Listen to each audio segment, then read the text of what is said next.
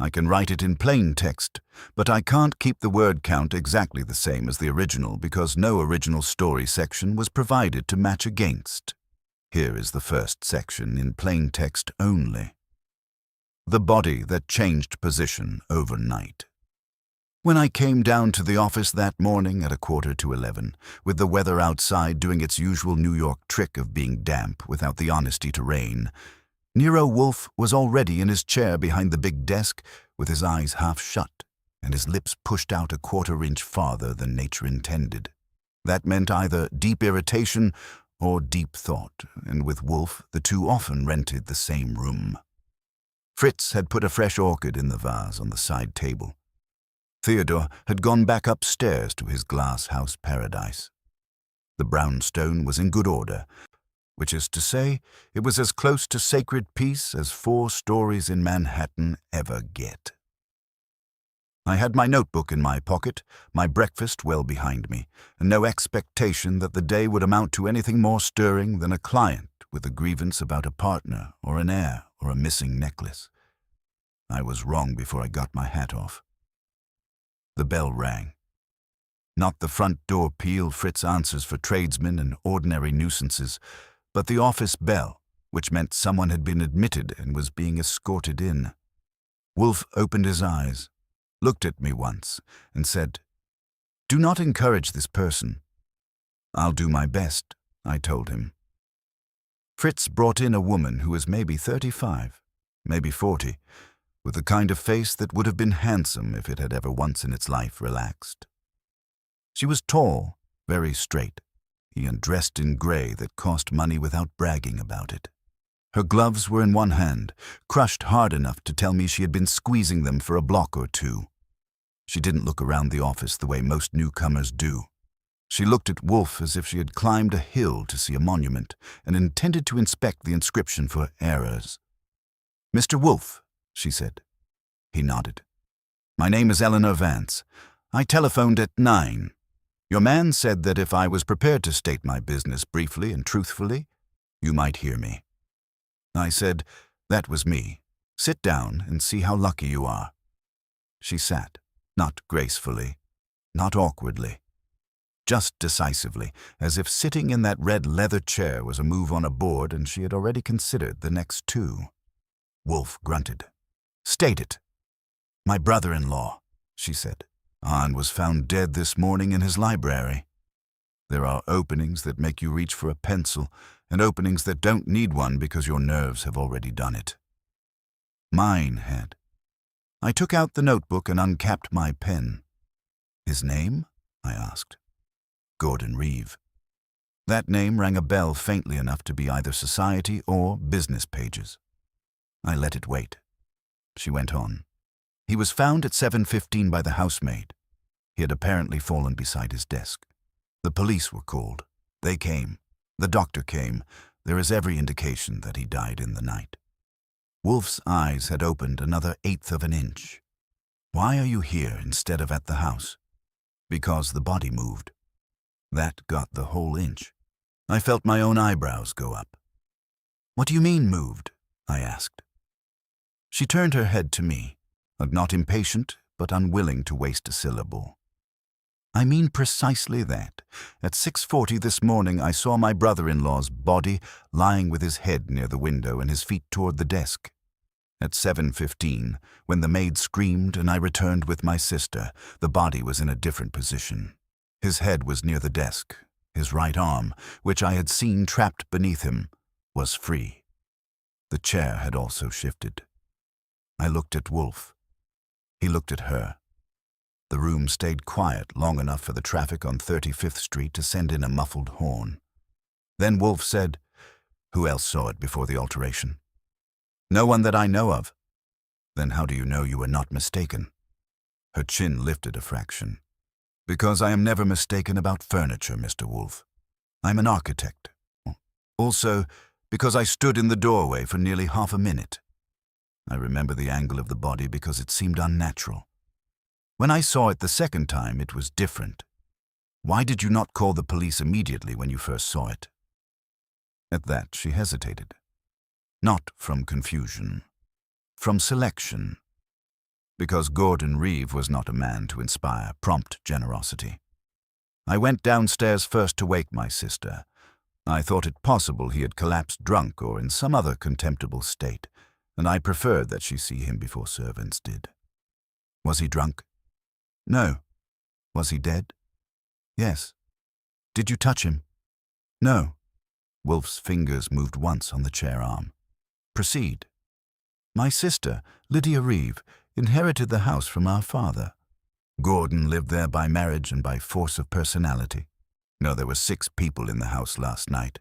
Gordon, my sister, myself, my nephew Adrian, Gordon's secretary Miss Vale, and a guest, Julian Haft. The maid and cook sleep on the top floor. Gordon was working in the library after dinner. At approximately 11, the others retired. This morning he was dead, and sometime between my seeing him and the maid's discovery, his body was repositioned. By whom? I said. That, she said, is one of the questions for which I am prepared to pay.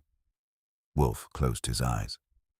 That is always a bad sign for the person talking, because it means he has either dismissed them or decided to make them earn another sentence.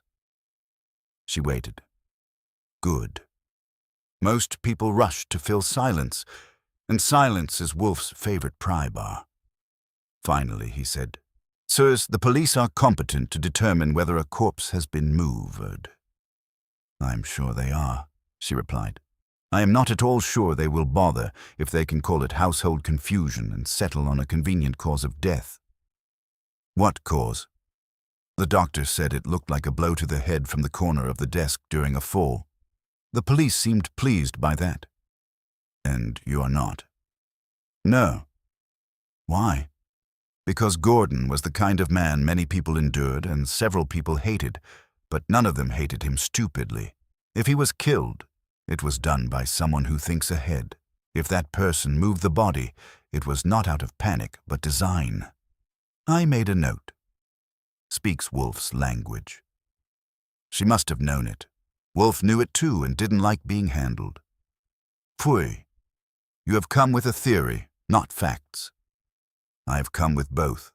And the fact is that the body changed position overnight.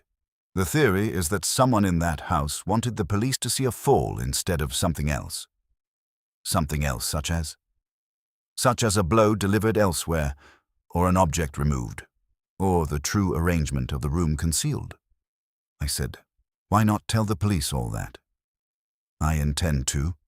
But if I do it now, before I know whom I am accusing of deception, I may merely warn them. Warn whom? Her eyes flicked just once toward the wall as if the answer were hanging there with the framed print. Any of 4 people, possibly 5. Your sister included? I asked. A tiny pause. No, my sister is capable of foolish loyalty, not murder. That isn't an answer. It is the answer I'm giving. Wolfe snorted. Indeed. As you wish me to investigate secretly while the police investigate officially. You wish me to protect your sister, expose a murderer, and do it with discretion. You have omitted only the assurance that money is no object. Money is not the object, she said at once. Truth is, but money is available. That was neat enough to be rehearsed, and I marked that too. Outside the office, a board creaked faintly, the sound of Fritz moving through the hall. The brownstone had begun, against its preference, to admit the matter. Wolfe asked, This Gordon Reeve. Business? Private investment management, consulting, acquisitions. He managed money for 3 families and acted as financial advisor to more people than liked admitting it. The bell in my head rang louder. I remembered him then. Reeve had appeared in print once or twice, though not for crimes, but for efficiency, which in the right circles is a form of intimidation. Enemies? Wolfe asked. Plentiful. In the house last night? Yes. Name them. She gave them in order, as if she had sorted and labeled them before leaving home. Lydia Reeve, the widow, fragile in health and stronger than she appeared. Adrian Reeve, the son, 30, recently returned from Europe with no visible occupation. Phoebe Vale, the secretary, precise, loyal, and perhaps too indispensable. Julian Haft, family friend and dinner guest, who had once gone into business with Gordon and had since gone out of it poorer. Eleanor Vance herself, sister to the widow and no admirer of the dead man. That made 5, with the servants in the background and the police already on stage whether invited or not. When she finished, Wolfe asked the question that mattered more than names. "Why did you come to me, specifically?" Her answer took longer, which made it better. "Because my brother-in-law despised you." I stopped writing and looked up. One corner of Wolfe's mouth twitched downward. "Why?" "He said you were a gourmet fraud and an intellectual extortionist who solved problems only after bullying other men into collecting the facts for you. He admired competence in no form that did not wear his own face." I said that would have made him popular at parties. She ignored me. 3 months ago, at dinner, he said that if he were ever in real trouble, he would rather trust the police, a Tammany Ward healer, or a well-trained dog than Nero Wolfe. Wolfe's eyes were fully open now, and I knew the case was halfway in. Nothing piques Wolfe like contempt from a dead man, especially a detailed contempt. He would never admit it, but I have lived with him too long. "So," he murmured, "you appeal to vanity." "No, I appeal to discrimination. If Gordon Reeve died by violence, and if someone under his roof altered the scene before the police saw it, then the person who did so has nerve, intelligence, and a reason that may not survive ordinary questioning. I want the truth found before it is arranged beyond recognition." Wolfe was silent. I knew the signs. He had accepted her mentally and was now haggling with his own comfort. I said, "What did the police know about you seeing the body earlier?" "Nothing." "Anyone else know?" "No." "Then for the moment only you, Mr. Wolfe, and I know that the dead man shifted in the night." She turned to me. And you will come?" Wolfe answered before I could. "Mr. Goodwin will go nowhere until I decide. Miss Vance, your presence here has already disrupted my morning. That is an offense. It may become an investment. Mr. Goodwin will take your address, the names of the police officers present, and any times you can fix with confidence. You will say nothing of this interview. You will also refrain from private accusations, emotional scenes, and amateur deductions. Can you manage that?" "Yes." "Archie." "Right."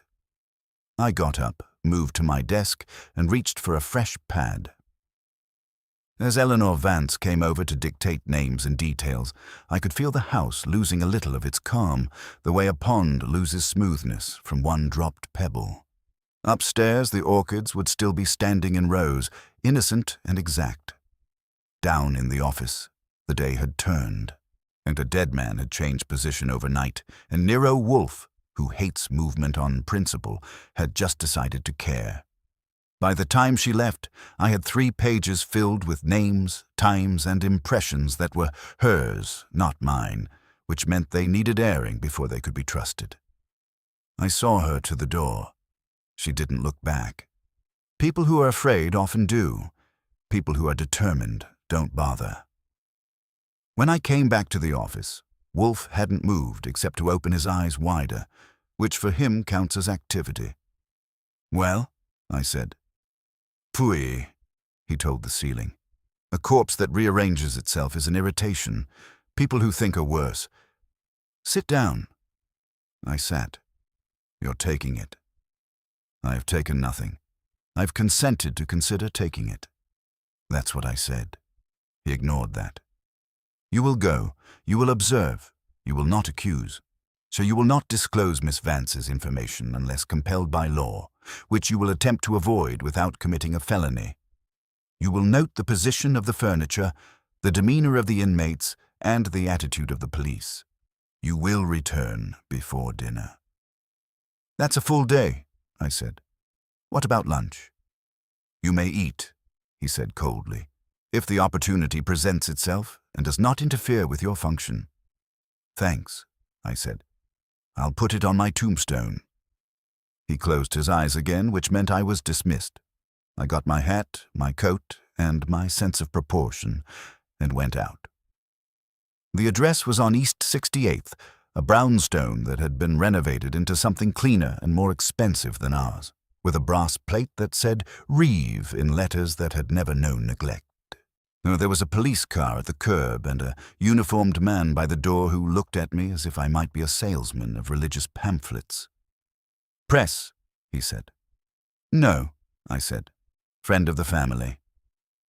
He didn't believe me, but he didn't care enough to stop me either.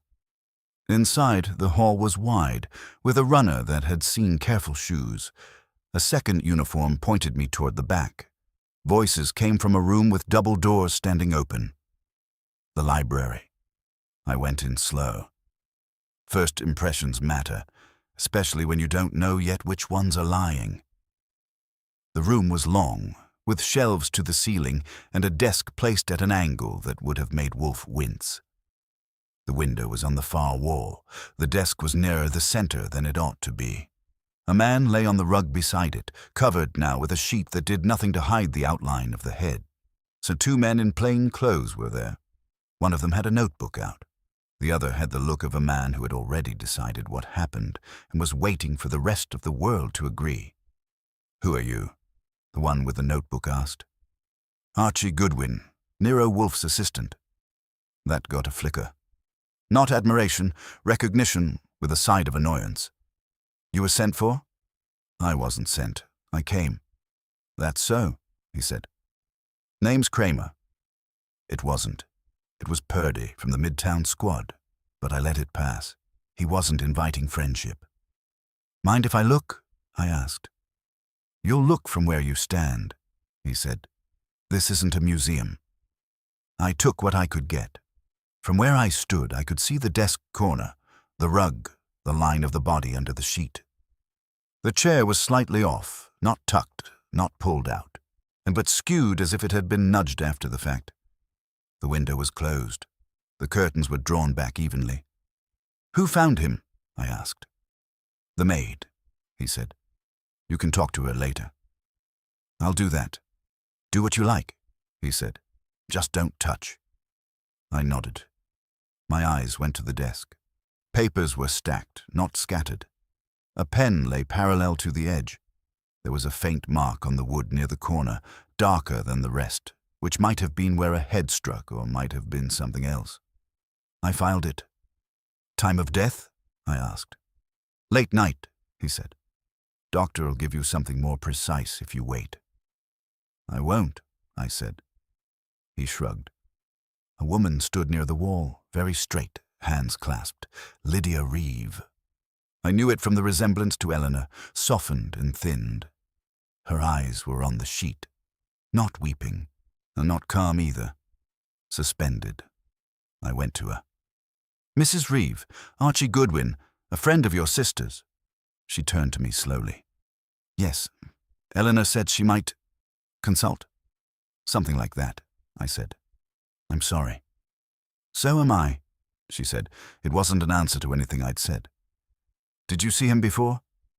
"This?" I asked. "No." "You came when the maid called?" "Yes." "Did anything strike you as unusual?" She looked at the desk, then back at the sheet. "Everything." "Before the police arrived?"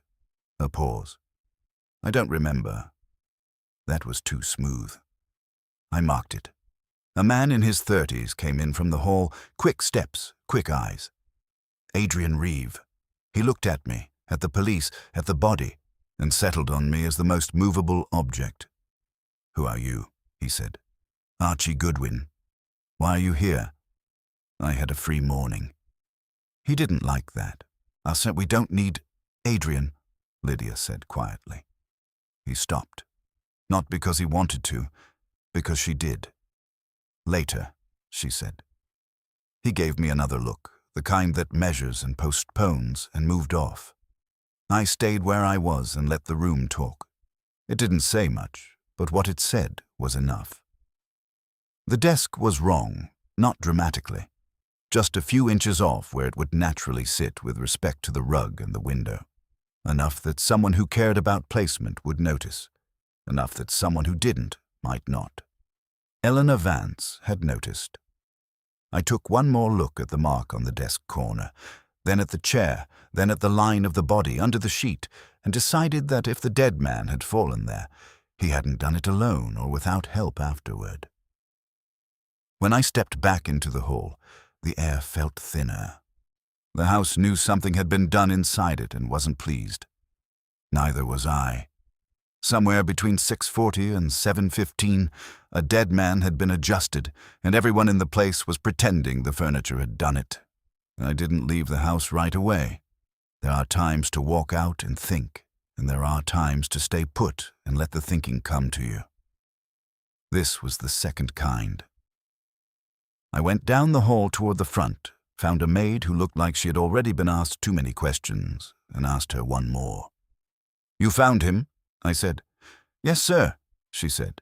Her hands were clasped so tight they had gone pale at the knuckles. "What time?" 7:15. I go in to tidy before breakfast. "Mr. Reeve, he liked the desk straight." I filed that without showing it. "Straight how?" She blinked. "Square with the rug, sir. Thought he'd notice if it was off." "And this morning?" "I didn't notice anything, but—" She swallowed. "But him." "Of course," I said. "Did you touch anything?" "No, sir. I screamed and ran." "Good. Who came first?" "Mrs. Reeve. Then Mr. Adrian. Then Miss Vale." "Not Miss Vance?" "She came later, sir." That put a small nick in Eleanor's version. Not a contradiction, but not a perfect match either. I thanked the maid and went back toward the library, stopping short of the door. Voices were coming from inside, low and steady. I leaned just enough to see without being seen. Phoebe Vale stood near the desk, speaking to the man with the notebook. She was in her late 20s, dark hair pulled back, the kind of face that didn't give anything away unless you knew where to look. Her hands were still. That alone set her apart from the others. "I locked the files at 11, she was saying. "Mr. Reeve was working on correspondence. He asked me to leave the draft of the Hastings letter on the right side." "Which side is that?" the detective asked. She pointed without turning. "There." I followed the line of her finger. The papers were neat. Too neat, maybe. "And this morning," he said. "I've not touched anything," she replied. "I came when Mrs. Reeve called." Her tone was flat, but not careless. Measured. I stepped in then. "Miss Vale," I said. She turned. Her eyes flicked over me once, cataloguing. "Yes." "Archie Goodwin. I know who you are." "Then we're ahead of schedule," I said.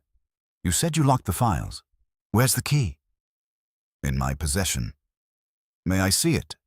The detective started to object, then stopped. He was curious, too. She took a small key from her pocket and held it up. "Has it left your possession since last night?" I asked. "No." "Anyone else have a copy?" "No." I nodded. "Mr. Reeve liked order, I hear." "He required it," she said. "Would he have left his desk like this?" Her eyes moved to the desk, then back to me. Just a fraction slower than before. "It appears orderly." "That wasn't my question." A pause. "No," she said. "He would have aligned the chair." I glanced at the chair. "Still off." "Thank you." She watched me for a second longer, then turned back to the detective. I stepped out again. The hall had gained another occupant. Julian Haft. He was leaning against the wall with a cigarette he wasn't smoking, just holding it like a prop. Mid-40s, well-dressed, and then carrying the kind of tired charm that comes from losing something you can't quite name. "You're Wolfe's man," he said. "That's what they tell me. Did Eleanor bring you in?" She mentioned the house. He smiled without humor. She would. "You stayed here last night?" I asked. "Yes." "Where?" "Guest room, second floor. Front." "Did you hear anything?" "No." "See anything?" "No." "Do anything?" "Sleep," he said. "Badly." "Why badly?" He looked past me toward the library. Because Gordon Reeve had a way of making sleep feel like a loan. That's poetic, I said. Not helpful. He shrugged. Try this. He had enemies. I was one of them, but I didn't kill him. I didn't say you did. You're going to, he said. Eventually, I said. It saves time. He almost smiled. Then save yourself some. Whoever did it, if it was done, I didn't do it in a panic. Gordon didn't inspire panic. He inspired planning. That's 2 votes for planning, I said. Yours and Miss Vance's. He flicked ash that wasn't there. Eleanor plans too. I've noticed. We stood there for a second. The kind that stretches because nobody wants to be the one who feels it wrong. Did you go to the library this morning? I asked. No. Not even after the maid screamed? I came down, saw Lydia, saw the police, and stayed out of the way. Why? Because I know how it looks, he said. Former partner, bad blood, dead man. I don't improve with proximity. That's honest, I said. It's practical, he corrected. I left him with his cigarette and went back once more to the library door. The detective was talking on the phone now. The other one had moved closer to the desk, looking at the corner. Could be from a fall, he was saying. Could be, the first one said into the receiver. Yeah. No sign of a struggle. Everything's neat. Everything's neat. That was the trouble. Too neat in one place, not neat enough in another. A man who required order had a desk slightly off, a chair not aligned, and papers that looked like they had been placed for inspection. I turned away and headed for the front. As I passed the stairs, Adrian came down fast, almost into me. You're still here, he said. I get attached to furniture, I told him. This isn't your business. Not yet, I said. It might be. He leaned in a fraction. If you're here because of my aunt, you can tell her to stop interfering. I'll put it on a postcard. His jaw tightened. You think this is a game? No, I said. I think it's a room where something happened and then something else happened to cover it. I'm trying to figure out which one bothers me more. He stared at me, then looked past me toward the library. You won't, he said. You'll make it worse. That's possible, I said, but it won't be for lack of trying. I stepped past him and out to the street. The air had cleared a little, or maybe I had. I took a slow walk to the corner, turned it, and then stopped. From the sidewalk, looking back at the house, I could see the library window on the ground floor. Curtains open, glass clean. If a man had fallen there in the night, and if someone had moved him afterward, they had done it in a room that showed itself plainly to the street, which meant they hadn't been afraid of being seen, or they had been sure no one was looking. And I started for a phone. Wolfe would want this fresh before it settled into something comfortable and wrong. The dead man had been particular about alignment. His secretary confirmed it, and the maid had said the same without knowing she was saying it. Yet the desk was off, the chair was off, and the body had been adjusted between one witness and another. That wasn't panic. That was correction, and corrections have reasons. I found a phone in a drugstore on the corner and dialed the number from memory. Fritz answered. Yes, Archie. Put him on, I said. There was a pause, a faint click, and then Wolfe's voice, already impatient. Yes. I've seen the room, I said. You'll like it. It's wrong in 3 directions. Enumerate, he said. The desk is off alignment with the rug and the window. The chair is skewed. The papers are neat enough to look arranged after the fact. The maid says Reeve liked the desk straight. The secretary says he would have aligned the chair. Neither is aligned. Also, there's a mark on the desk corner that could be from a fall, or could be from something else. Which? Wolfe said. I don't know yet, but the body was moved. Miss Vance is right about that. A short silence. Who benefits from the alteration? That's what I'm working on, I said. The widow says she didn't see him before the maid. The maid says Miss Vance came later than she claims. The son is jumpy and doesn't like me. The guest is calm and doesn't like anybody. The secretary is precise and answers questions like she's billing by the word. Good, Wolfe said. Continue. I want to see the files Miss Vale locked. If something was removed, it might show there. Also, I want to check the window from outside again. Whoever moved him wasn't worried about being seen. You assume movement occurred after daylight. Between 6:40 and 7:15, I said. Or earlier, with Miss Vance mistaken about the first position. Do not assume her error, Wolfe said. Assume instead that she is correct and ask why she alone saw the initial position. Because she was up early, I said, or because she went there for a reason. Precisely. Find that reason. Also, determine whether the police have fixed on accident. If so, they will be inattentive to contradiction. They already are, I said. They like the fall. Of course they do. Falls are convenient. Murder is tedious. He paused. Archie. Yeah? Eat. I'll try to remember how, I said and hung up. I went back, and the uniform at the door had been replaced by another one who didn't bother asking me anything. Inside, the house had shifted a degree. Not calmer, but settled into the idea that this was happening and would continue to happen whether it liked it or not. I found Miss Vale in a smaller room off the hall that looked like it had been converted into an office for practical work. There were filing cabinets, a typewriter, and a desk that was aligned with everything in sight. Miss Vale, I said. She looked up. Mr. Goodwin, I'd like to see the files you locked last night. That is not possible without police authorization. Let's pretend I have it, I said. I prefer not to pretend, she said. That's admirable, I told her. But if something is missing from those files, the sooner we know, the sooner the police can be told without embarrassment. She considered that. Not long. Just enough to show she was weighing cost against cost. Then she stood, went to a cabinet, and unlocked it with the key she had shown me. 5 minutes, she said.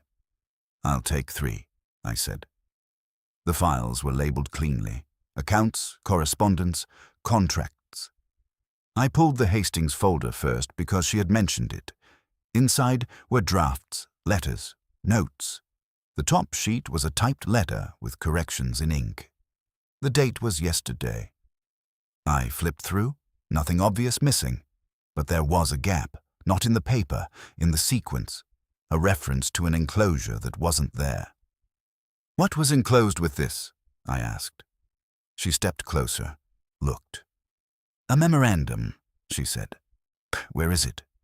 I don't know. Was it here last night? Yes. Who saw it? Mr. Reeve, myself.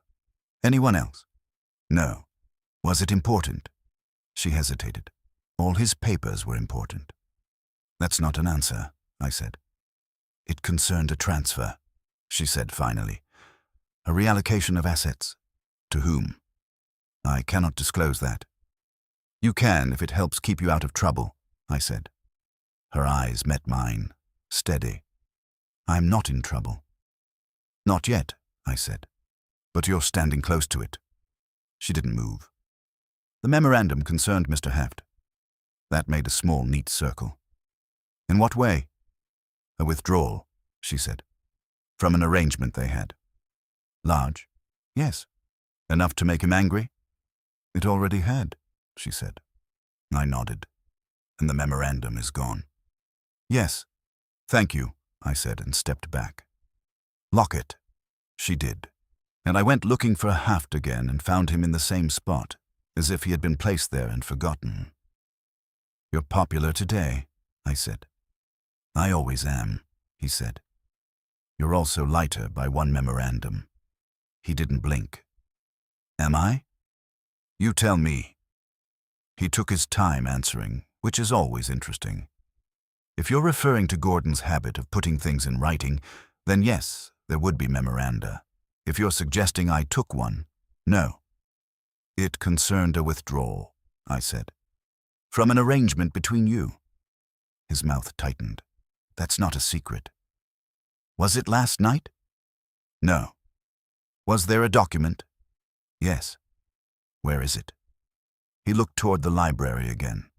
If it's gone, ask the man who's dead. That's convenient, I said. It's accurate, he said. Did you go into the library after dinner? No. Did you argue with him? Yes. About the withdrawal? Yes. Loudly? Loud enough. Anyone here? Everyone, he said. That was helpful. Arguments make witnesses, even if they don't make truth. Did you go back later? I asked. No. Did you wake in the night? Yes. Did you leave your room? No. Anyone see you? No. That's a lot of no, I said. It's an honest morning, he said. Those are rare, I told him.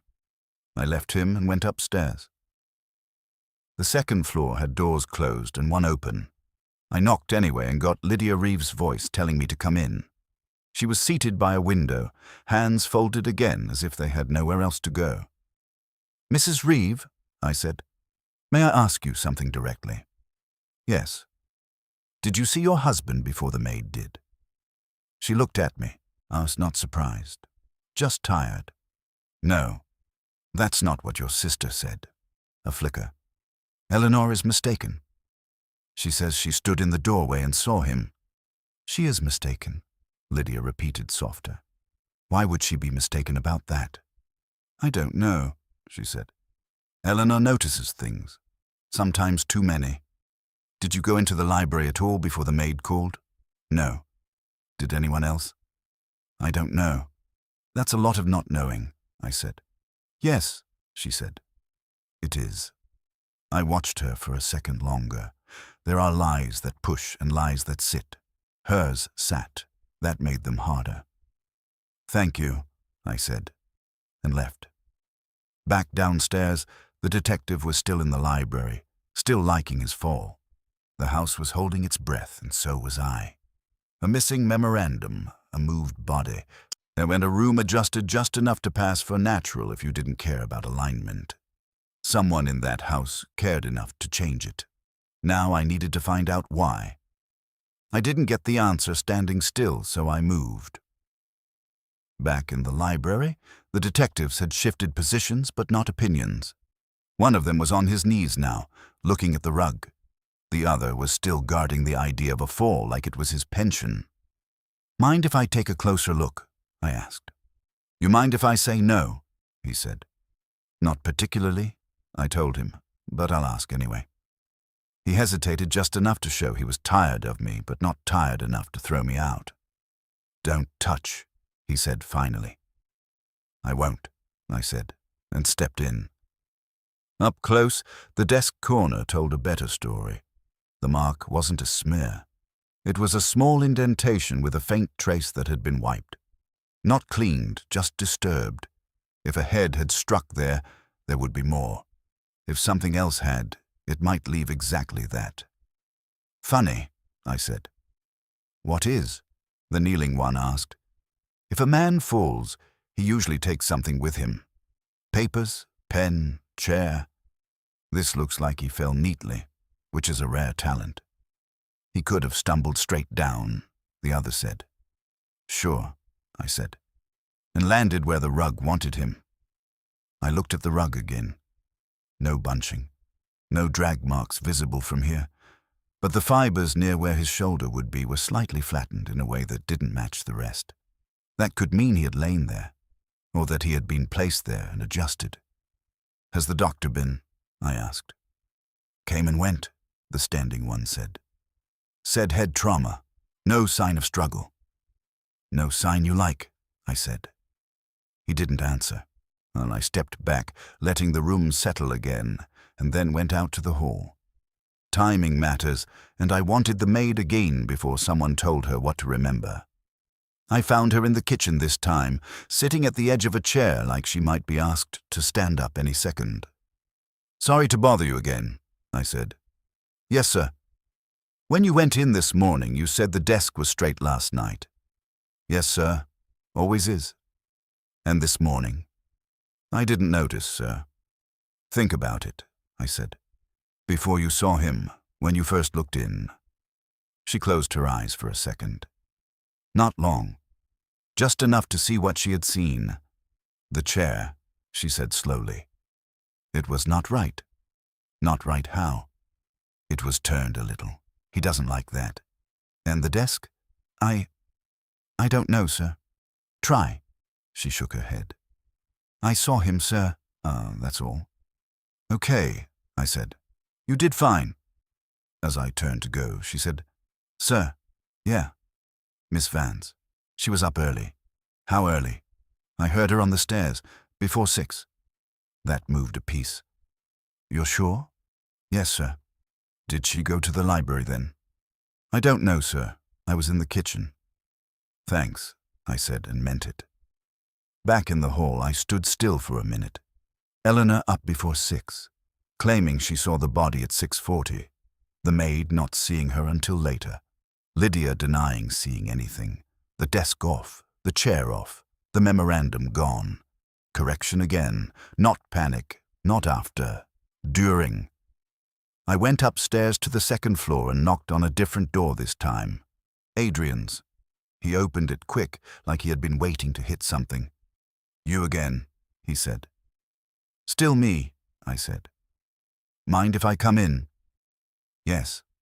I went in anyway, and his room was neat in a way that had nothing to do with care and everything to do with control. Suitcase open, clothes arranged, nothing personal on display. You were in Europe, I said. So you're used to different arrangements, I said. Different habits. What's that got to do with anything? Your father liked the desk straight, I said. The chair aligned, everything just so. He wasn't my father, he snapped. He was my stepfather. Right, I said. Did you like his habits? I tolerated them. Did you ever move things around just to annoy him? No. Did you argue last night? Yes. About what? Money, he said. What else? Loudly. Yes. After that, I went to bed. Did you get up in the night? No. Did you go to the library this morning before the maid? No. Did you see your aunt there? No. That's a lot of no again, I said. Because it's true, he said. Truth has a way of repeating itself when it's under pressure, I said. Sometimes it cracks. Get out, he said. I did. Back downstairs, I found Miss Vale again, this time in the hall, speaking quietly with one of the detectives. When she saw me, she finished her sentence and turned. You found something, she said. I found an absence, I said. The memorandum, and a preference for order that isn't being honored. Mr. Reeve is dead, she said. His preferences no longer apply. Someone thought they did, I said. Or thought it would look better if they did. Her eyes held mine. What are you suggesting? That whoever moved him also adjusted the room, I said. Not perfectly. Just enough. Why would anyone do that? To make a fall look cleaner, I said. Or to hide where something was before. Such as the memorandum, she said. Such as, I agreed. She considered that. Then you think the memorandum was taken after his death? I think it was taken after something, I said, and the room was corrected to match the story. Whose story? That's the part I haven't bought yet, I said. She nodded once as if filing that with the rest. I went back to the front hall and paused. The house had stopped resisting. It had settled into the rhythm of being watched, questioned, rearranged by other people's attention. Somewhere in it, someone had done the same with a body and a desk and a chair. Between 6 and 7:15, a correction had been made. And corrections, I was learning, have authors. I stepped out again, not because I had exhausted the house, but because I needed a different angle on it. Too many answers start to look alike when you keep asking them in the same rooms. The sidewalk gave me distance. I crossed the street and looked back at the library window again. Same clean glass, same open curtains. If anyone had been in there between 6 and 7:15, they hadn't cared about being visible from here. That narrowed things. Either they knew no one was looking, or they knew that if someone was, it wouldn't matter. I walked a little farther down and then back again, changing the line of sight. From 10 yards off, the angle shifted enough to catch a reflection. The interior blurred, the desk just a shape. If you didn't know what you were looking for, you'd see nothing. If you did, you might see movement. Eleanor Vance noticed furniture. She'd said so without saying it. She stood in the doorway and watched. For half a minute, she said. Long enough to register alignment. Long enough to notice something wrong, but she didn't raise the alarm. She went downstairs instead. Why? I went back in. The detectives were talking to someone new, a man in a doctor's coat who looked like he had better places to be and worse reasons for being here. I didn't interrupt. Instead, I went straight to the stairs and up to the 3rd floor, Eleanor's room. I knocked. "Come in," she said. She was standing by the window looking out, not at anything in particular. As when she turned, her face was the same controlled surface as before, but there was something under it now. Not fear. Calculation. "You've been busy," she said. "I get paid by the hour," I told her. "Even when I'm not." "What have you found?"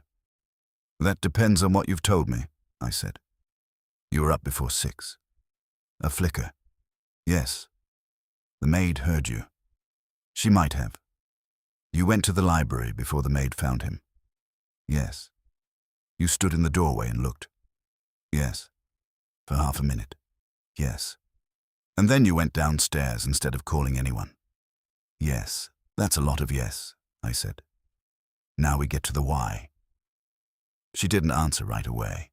She turned back to the window, then back to me. "I wanted to be certain," she said. "Of what?"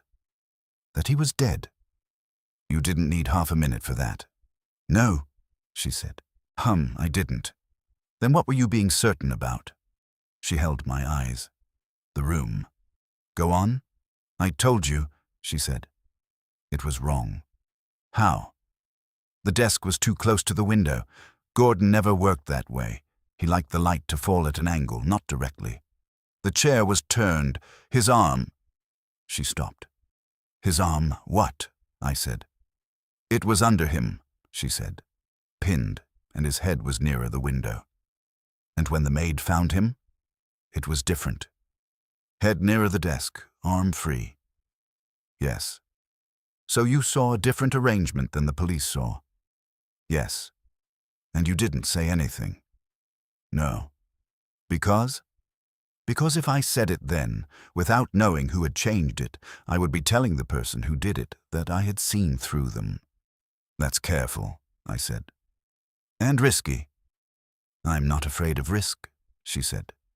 "No," I said. "You're afraid of losing control." She didn't deny it. "Why were you in the library that early?" I asked.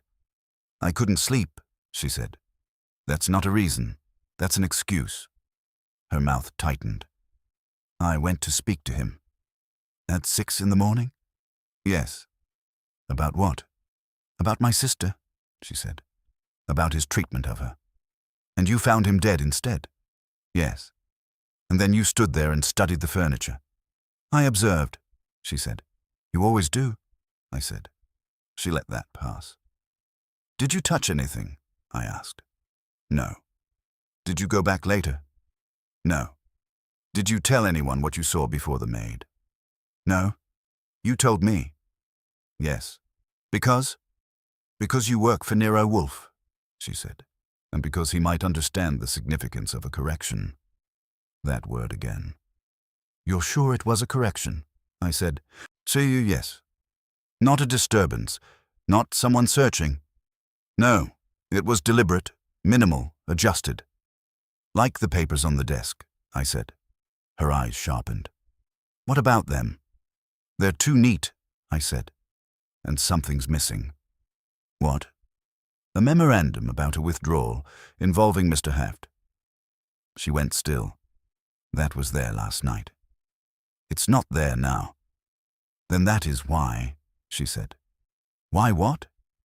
Why the room was corrected, she said. To conceal its absence. Or to make the absence less noticeable, I said. If the desk had been moved before, the missing paper might not be obvious after. She nodded slowly. Yes, which means whoever did it knew what was missing and cared enough to adjust the scene. Yes, and had time, I said. Between 6:40 and 7:15, or earlier, before you came in. She shook her head. It was as I saw it at 6:40, the change came after. So someone went in after you left? Yes. Who knew you had been there? No one, she said. Not even your sister? No. Then whoever went in didn't know you had seen the original position? No. That's interesting, I said. Why? Because it means they weren't correcting for you, I said. They were correcting for the police. She considered that. Yes. Which means they expected the police to see it. Yes. And they wanted the police to see a fall, I said. Yes. Then the missing memorandum matters more than the position of the body, I said. The body supports the story. The paper breaks it. She nodded. Find the paper. I intend to, I said, and the person who moved the furniture to hide that it's gone. I turned to go, then stopped. One more thing, I said. Oh, you're sure about the angle of the desk when you first saw it? Yes.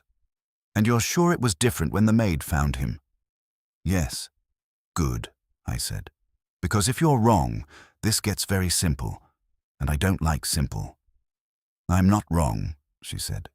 I'm starting to believe that, I told her, and left. Back in the hall, the house felt tighter, not quieter, more focused. The pieces were closer now. A missing memorandum, a corrected room, a witness who chose silence over speed, and someone who had walked into that library after she left, seen what needed to be changed and changed it just enough. Not to hide everything, just to hide the right thing. I went back down slowly, not because I was tired, but because I didn't want to outrun the pieces. When things start fitting, the worst mistake is to force them, so they'll snap into something that looks right and isn't. At the bottom of the stairs, I paused. Voices again, but different this time. Lower, tighter. I moved toward the library and stopped just outside. No reason to complicate it, one of the detectives was saying. He falls? He hits his head, end of story? That's convenient, a woman's voice said. Lydia. It's what we've got, he said. It's what you're taking, she said. That was new. Lydia had been soft upstairs. Now there was something under it. Not strength exactly. Resistance. I stepped in. Am I interrupting? I asked. Yes, the detective said. Good, I said. I'd hate to miss anything. He didn't like that, but he let it pass. Lydia turned to me. Mr. Goodwin, she said. Mrs. Reeve, I said. I was just about to ask you something else. The detective sighed.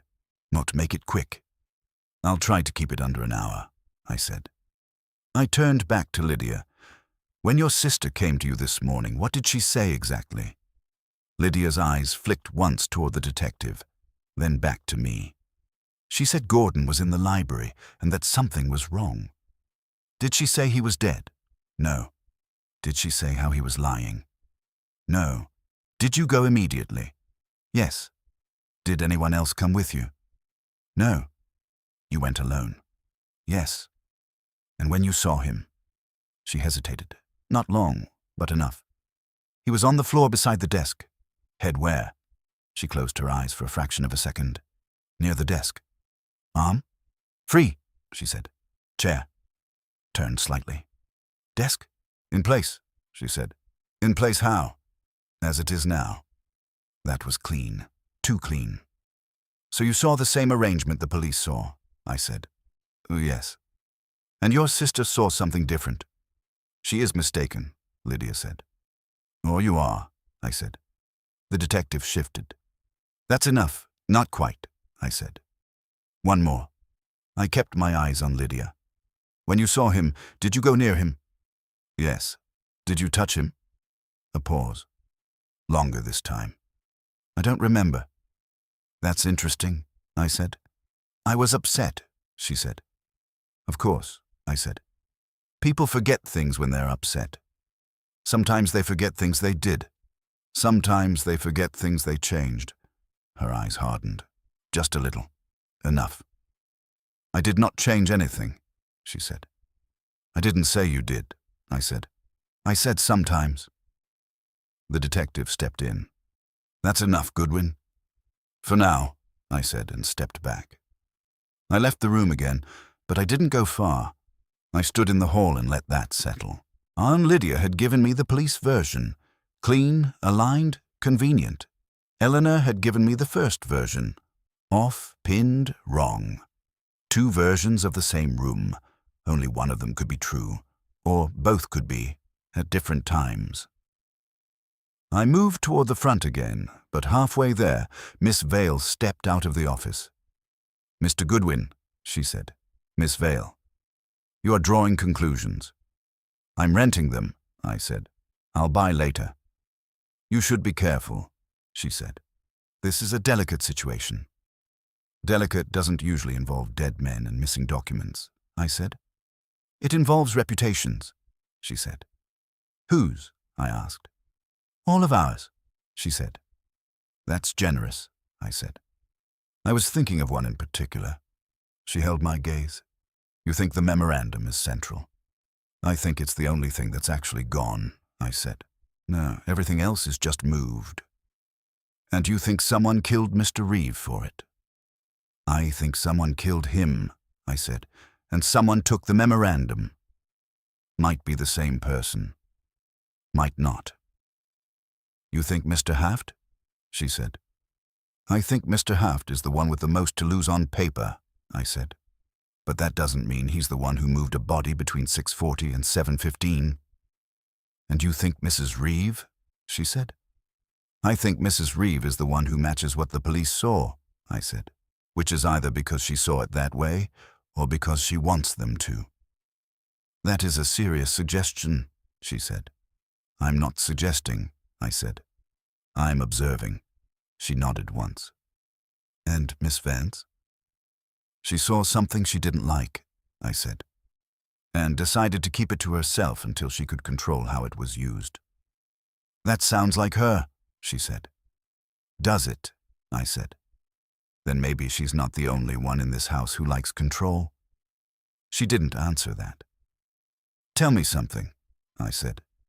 When you locked those files last night, was anyone else in the room? No. Did Mr. Reeve remain after you left? Yes. Did he ever allow anyone else access to that cabinet? No. Then whoever took that memorandum either had a key or had time and privacy to open it without one. Yes. Who had time and privacy this morning? I asked.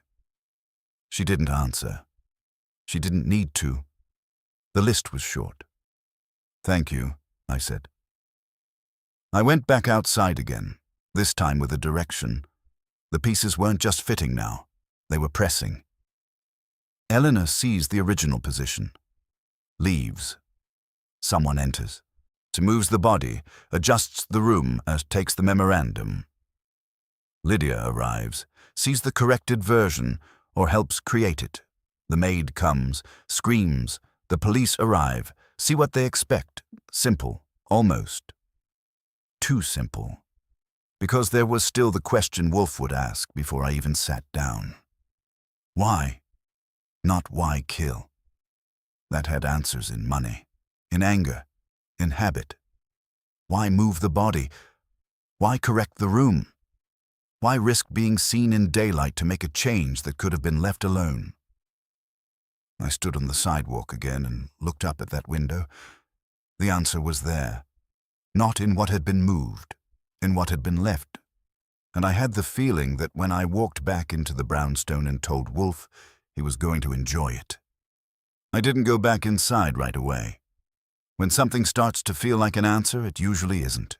Not yet. So it's just the shape of one. I walked half a block, turned and came back again, giving myself enough distance to look at it without the house breathing down my neck. What had been left? The desk was wrong. The chair was wrong. The body had been moved. The memorandum was gone. But something had been left exactly as it should have been, and that was what made the rest possible. I went back in. This time I didn't pause in the hall. I went straight to the library and stopped in the doorway. The detectives were still there, but they had settled into the slow work of writing things down. The body hadn't moved again, which was a relief. One performance was enough. I stepped in and went to the desk. "Didn't we tell you?" one of them started. "I remember," I said. "I won't touch." I didn't. I looked. The pen lay parallel to the edge of the desk. Not just neat, exact. The papers were squared. The top sheet was centered. The blotter was aligned with the grain of the wood. Everything on the desk was perfect. Everything around it wasn't. That was the mistake. If someone had corrected the room after moving the body, they had corrected selectively. The desk surface had been restored to order. The desk itself had not been moved back to its proper alignment. The chair had been adjusted, but not precisely, close enough for a glance. Not enough for someone who cared, like Eleanor, or like the man who had used the desk. I stepped back. "Something funny?" the detective asked. "Something careful," I said. He grunted. I turned and went out again, but not to the front this time. I took the stairs up to the second floor and knocked once more on Lydia's door. "Come in," she said. She was still by the window, but now she looked as if she had been standing there too long. "Mrs. Reeve," I said. "One more question." She nodded. "When you saw your husband this morning, did you look at the desk?" She hesitated. "No, not at all." "I was looking at him." "Of course," I said. "But you notice things. Your sister does. It runs in the family." She didn't respond. "The desk," I said. "Was everything on it as it should be?" "I don't know." "That's interesting," I said, "because everything on it is perfect, not just neat, perfect, as if someone took time with it." She looked at me now. Really looked. "I wouldn't know," she said. "No," I said. "You wouldn't." I let that sit for a second, then turned and left before she could decide whether to say more. Back downstairs, and I found Adrian pacing the hall like a man waiting for a verdict he didn't trust. "You're still here," he said. "I'm beginning to like the place," I said. "You shouldn't," he said. "I don't," I said. "Tell me something. Did your stepfather ever leave his desk in disorder?" "No," he said. "Never." "Not even at night?" "No." "Not even after an argument?" "No." "So last night, after you argued, he would have straightened everything before stopping?" "Yes." "Then this morning, if he had fallen, the desk would still be in that condition?" "Yes." "And it is," I said. He frowned. "What are you getting at?" "That the desk surface is exactly as he would have left it," I said. "But the desk itself isn't where he would have left it." "So?" he said. "So someone corrected one and not the other," I said. He stared at me. "Why would anyone do that?" "Because they cared about what would be noticed first," I said, "and not about what would be noticed later." "That doesn't make sense," he said. "It will," I said. "When you think about who notices what."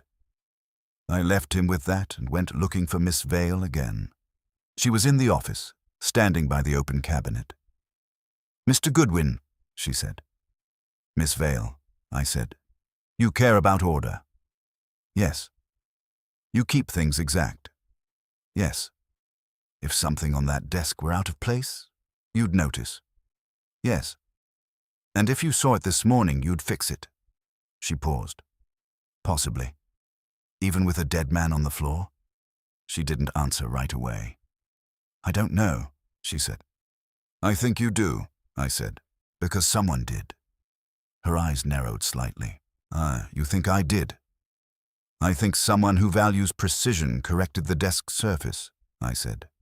Not the desk position, not the chair, just the surface. Why only that? She asked.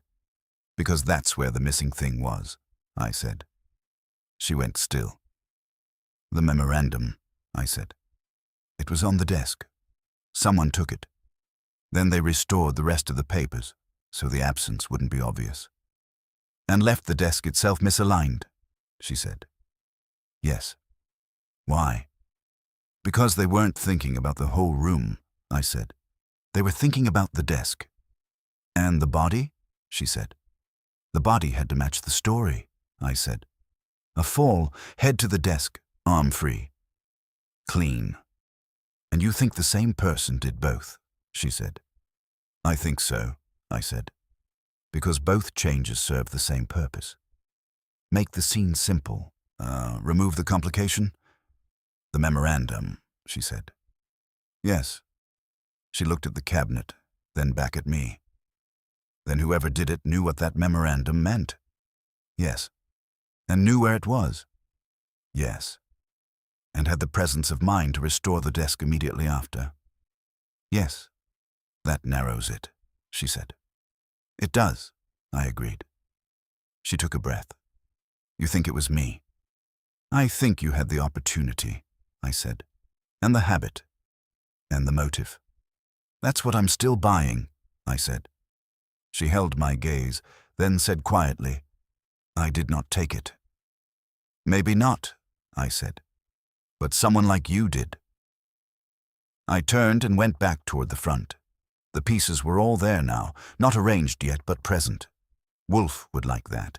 He preferred a full table, even if the cards were still face down. As I stepped out onto the sidewalk, I knew the next move wasn't here. It was back at the brownstone with Wolfe in his chair and all of them in his office, where nothing moved unless he wanted it to.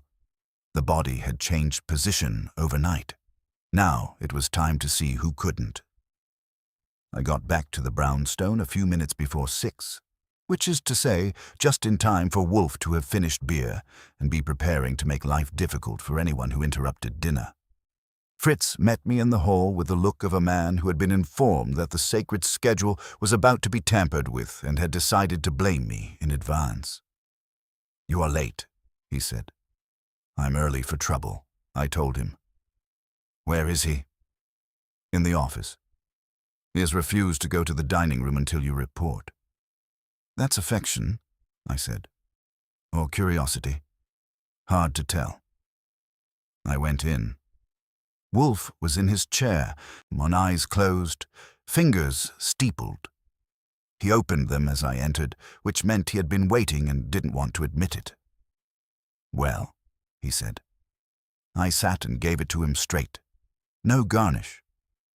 The room, the desk, the chair, the body positions, Eleanor's early visit, Lydia's denial, the maid's timing, the missing memorandum, Half's withdrawal, Miss Vale's precision, Adrian's temper.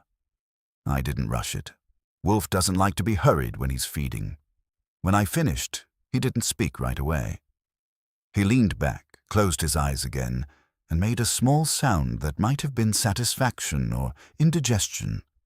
At last, he said, a problem that resists vulgarity. I thought you'd like it, I said. I do not like it, he said. I appreciate it. That is different. Sure, I said. So who moved the body? He opened his eyes. You ask prematurely. At first we established necessity. Why was the body moved? To support the fall, I said. Head near the desk, arm free. Yes, he said. And why was the fall required? To cover the removal of the memorandum. Good. And why must the removal be concealed? Because the memorandum implicates someone, I said. In money, in motive, maybe in timing. Precisely. Now who knew of the memorandum? Reeve, Miss Vale, possibly Haft. And Miss Vance? No, I said. Not directly. And Miss Vance? Unclear, I said. But she knew enough to lie about seeing the body earlier. Wolfe nodded. She aligns herself with the police version. That is significant. It indicates either ignorance or complicity. I'd vote complicity, I said. You often vote prematurely, he said. Restrain yourself. I'll try, I said. He steepled his fingers again. Cool. Consider sequence. Miss Vance enters at approximately 6:40. She observes the original position, head near window, arm pinned, desk misaligned. She departs. Subsequently, another enters, removes the memorandum and corrects the scene, moves the body, adjusts the desk surface, neglects the desk alignment. Then Mrs. Reeve arrives and sees the corrected version. She later denies the earlier possibility. Right, I said. Now, Wolfe said, who has opportunity in that interval? Anyone in the house, I said. Lydia, Adrian, Miss Vale, Haft. Servants. Possible, but unlikely, I said. They don't fit the memorandum. Agreed, he said. Now, who has both knowledge of the memorandum and the capacity for precise but incomplete correction? Miss Vale, I said. Yes, he said. She is trained to order, attentive to detail, arm and familiar with the desk. But she denies it, I said. Of course, Wolfe said. Denial is a reflex, not a proof. Haft had motive, I said. The withdrawal. He had motive to remove the memorandum, Wolfe said. But does he possess the habit to restore the desk surface with such exactitude while neglecting the gross alignment? Maybe not, I said. He's more approximate. Indeed, Wolfe said. And Adrian? He's emotional, I said. Not careful. Correct, Wolfe said. Which leaves Lydia, I said. Wolfe's eyes flicked at me. Explain. She knew the police version, I said. Or chose it. She had access. She had motive.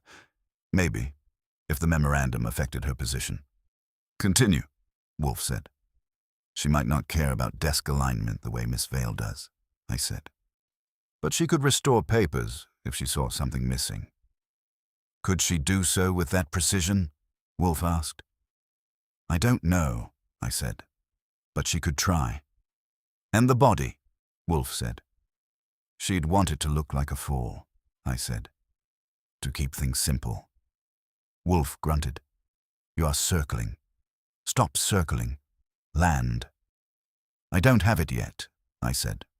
No, he said. You have it. You are reluctant to accept it because it offends your sense of narrative economy. That's a lot of words for you're wrong, I said. He ignored that. The person who corrected the desk surface is not merely precise. They are habituated to precision. It is not an act. It is a condition. They would restore the visible disorder instinctively.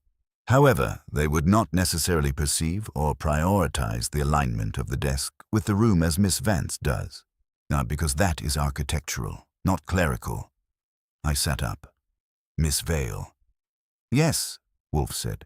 She removes the memorandum, restores the papers, adjusts the body to support the fall, and neglects the broader alignment. But why move the body? I said. She could have just taken the paper. Because Miss Vance had already seen the original position, Wolfe said. But she didn't know that, I said. Ah, Wolfe said. There you are. Miss Vale is observant. She would note Miss Vance's early rising, her movement. She would infer risk. She would prefer a scene that supports the simplest explanation. And Lydia, I said. Mrs. Reeve, Wolfe said, arrives after the correction. She sees what is presented and adopts it. Her denial is protective, not creative. Protective of whom? I said. Wolfe's lips pushed out. That remains. And Haft, I said. He is the beneficiary of the memorandum's removal, Wolfe said, but not necessarily its remover. So we've got Miss Vale moving the body and taking the memo, Haft benefiting, Lydia covering, Adrian fuming, and Eleanor watching, I said. Crude, Wolfe said, but serviceable. What's the next move? I asked. He looked at the clock. Dinner. Of course, I said. After dinner, he said, you will telephone Inspector Kramer and request his presence tomorrow morning. You will also telephone Miss Vance and instruct her to bring the household to this office at 11, Mr. Haft and Miss Vale as well. The whole cast, I said. Yes, Wolfe said. We will assemble them. We will present the sequence. We will observe their reactions, and then we will remove the final ambiguity. And the killer, I said. Wolfe's eyes half closed again. Will reveal himself, he said, or herself. In either case, we will assist. I got up. I'll make the calls. Archie. Yeah? Eat, he said. I grinned. Now you're talking. As I went out, the house had settled back into itself. The day's disturbance had been catalogued, arranged, and set aside for tomorrow's performance. Somewhere across town, in a house that had lost its balance for a few hours, someone believed they had restored order. They were wrong. Wolfe was about to rearrange it again. The next morning arrived on schedule, which is more than can be said for most of the people in it. By 10:30, the brownstone had been restored to its proper condition, chairs aligned, desk immaculate, air undisturbed, and Wolfe was in his office, seated and ready to receive disruption on his own terms. I had already spoken to Kramer, one who had grunted his way through my request and agreed to come, which in his language meant he was curious enough to tolerate Wolfe and annoyed enough to enjoy it. Miss Vance had been efficient. At 5 minutes to 11, the bell rang, and Fritz began ushering them in, one by one. Eleanor Vance entered first, composed as ever, eyes alert.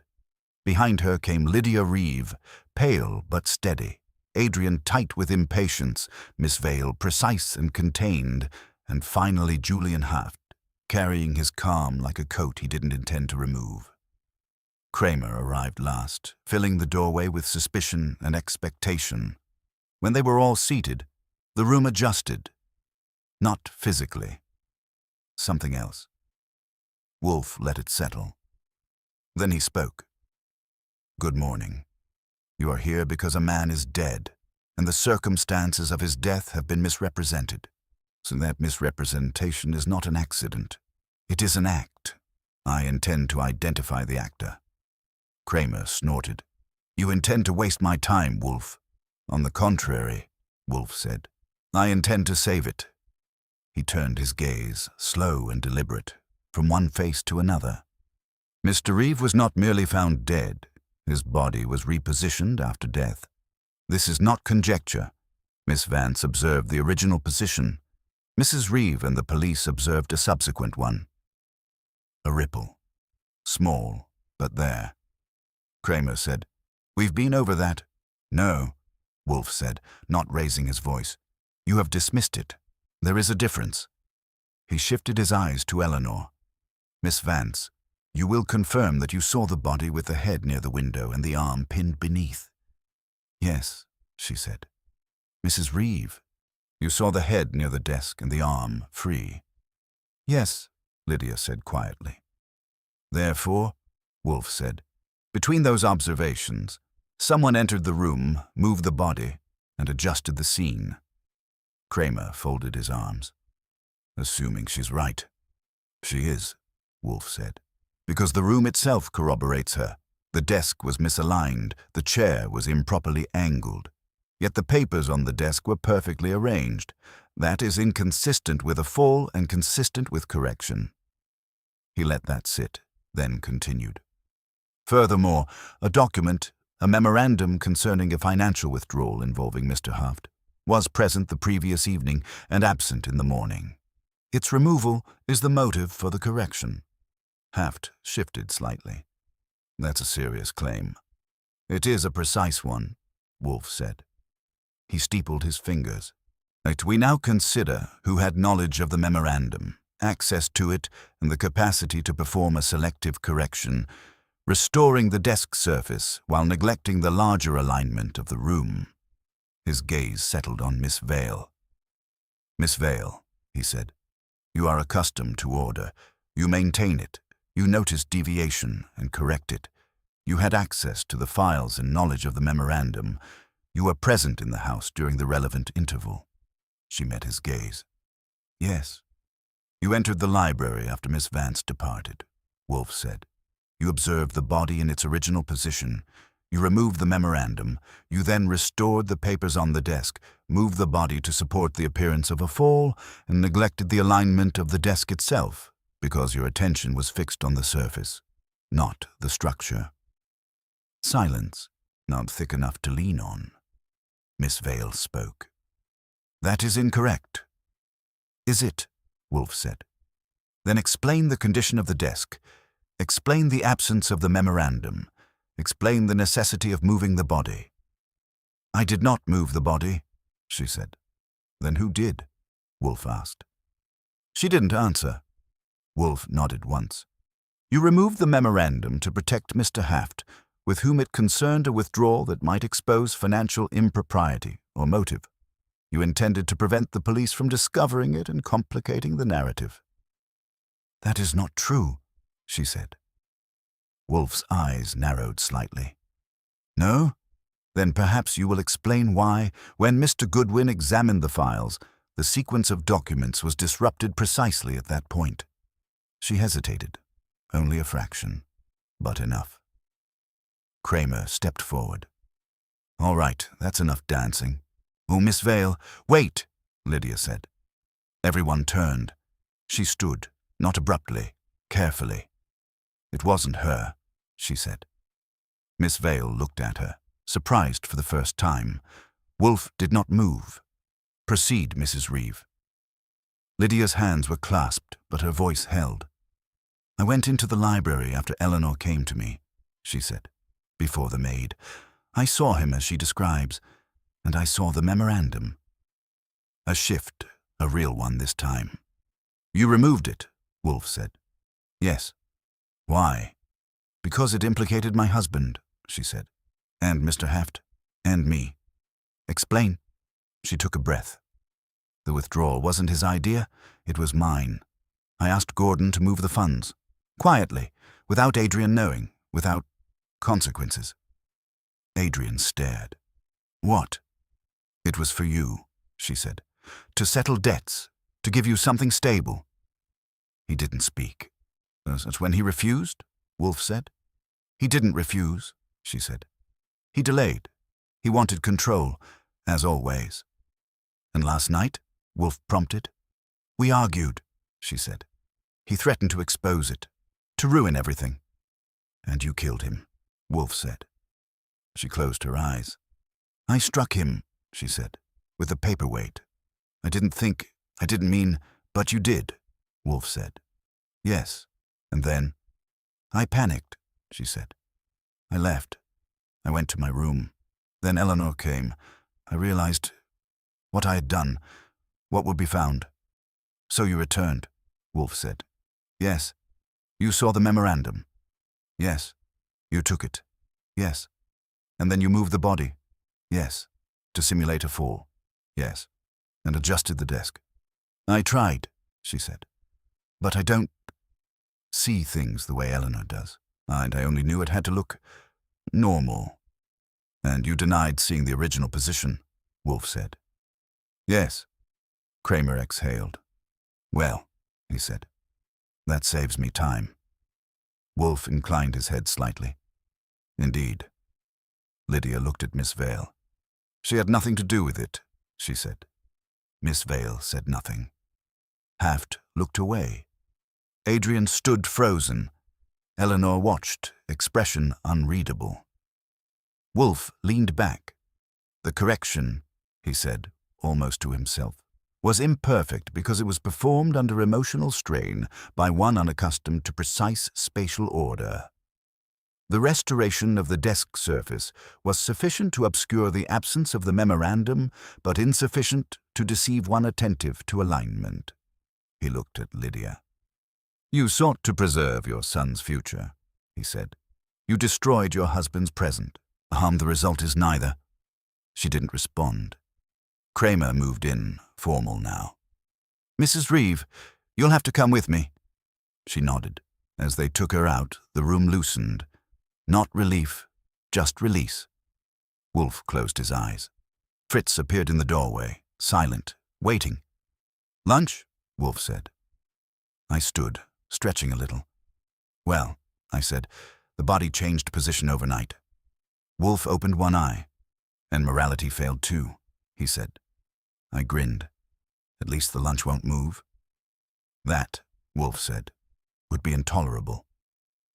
I followed Fritz out, leaving the office to settle back into order, the kind that doesn't need correcting.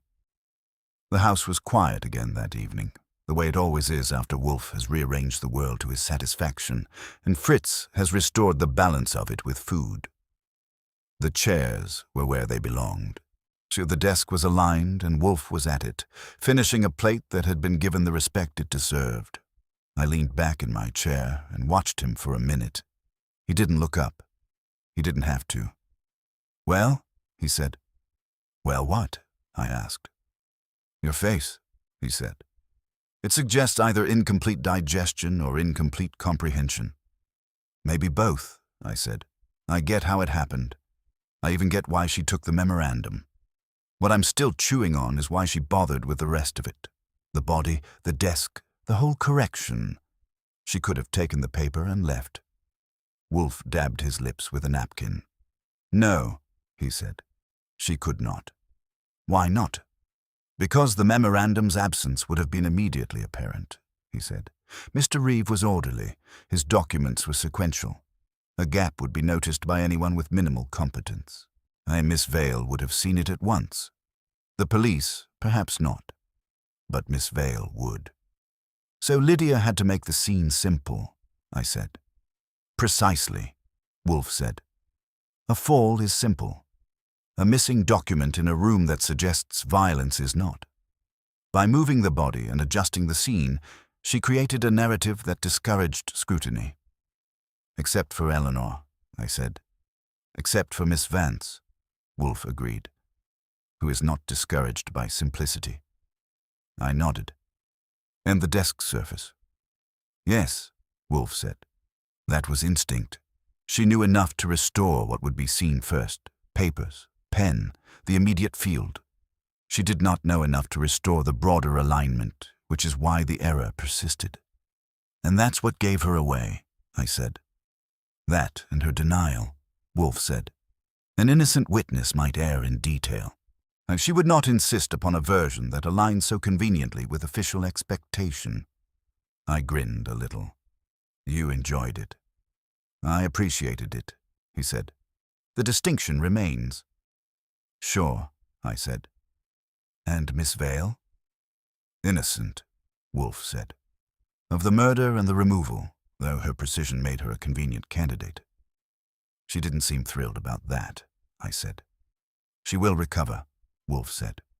"Competence is resilient." "And Haft?" I asked. "Embarrassed," Wolfe said. "Possibly compromised, but not culpable in this matter." "And Adrian?" I said. Wolfe's lips pushed out slightly. "A beneficiary of misguided loyalty," he said. "He will have to learn to do without it." I let that sit. "You knew it was Lydia before she spoke," I said. "Yes." "When?" "When you reported that the desk surface was perfectly restored," Wolfe said. "That eliminated Miss Vale, whose corrections would have extended to the desk's alignment and suggested an attempt rather than a habit. Combined with Mrs. Reeve's alignment with the police narrative, the conclusion was inevitable." "Neat," I said. "Accurate," he corrected. I stretched again, then leaned forward. "There's one more thing." "Yes?" "Eleanor," I said. "She came to us instead of the police. She held back what she saw. She wanted control." "Yes," Wolfe said. She got it, I said, more or less. For a time, Wolfe said. Control is transient. You think she knew it was Lydia? I asked. No, Wolfe said. She suspected. That is different. Suspicion without proof is a burden. She sought relief. And got a front row seat instead, I said. Indeed, Wolfe said. Fritz came in then with coffee, set it down, and withdrew with the satisfaction of a man whose domain had been preserved despite outside interference. I took a cup. So that's it, I said. Body moves, paper disappears, room gets corrected, and it all comes down to a woman trying to protect her son and herself. Wolfe took his cup, inhaled once, and sipped. You trivialize, he said. I summarize, I said. Poorly, he said. It comes down to a woman who believed she could manage consequences by rearranging facts. She was mistaken. That happens, I said. Frequently, Wolfe said. We sat in silence for a minute, the kind that isn't empty, just full enough not to need filling. Funny thing, I said. What? He hated you, I said. Reeve said he'd trust a dog over you. Wolfe's eyes half closed. And yet, he said, as his final arrangement depended upon my intervention. Posthumous irony, I said. Justice, Wolfe said. I finished my coffee and stood up. Anything else? I asked. No, Wolfe said. The matter is concluded. I went to the door, then stopped. You ever think about it? I said. About what? All the ways people try to straighten things out after they've already bent them too far, I said. Wolfe opened his eyes fully, just for a second. Mr. Goodwin, he said, the world is not a desk to be aligned. It is a chaos to be understood. Those who attempt the former invariably fail at the latter. I nodded. Yeah, I said. I figured. I went out, leaving him with his coffee and his orchids and his order, the only place in the city where things stayed where they belonged, unless he decided otherwise. Behind me, the brownstone settled into silence again, and this time nothing moved